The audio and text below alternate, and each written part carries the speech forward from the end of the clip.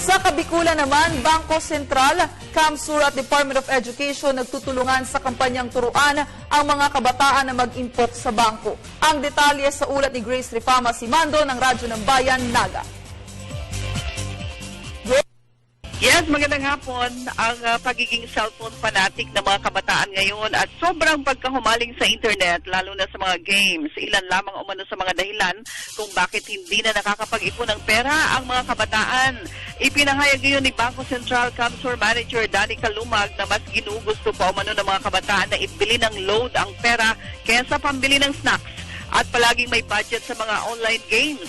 Resulta, halos walang naiipon mula sa kanilang mga allowances. Kaugnay dito, nagpasya ang Central Bank at DepEd Kamsur na magtulungan sa paglunsad ng kampanyang turuan ang mga mag-aaral ng kahalagahan ng pag-iimpok ng pera.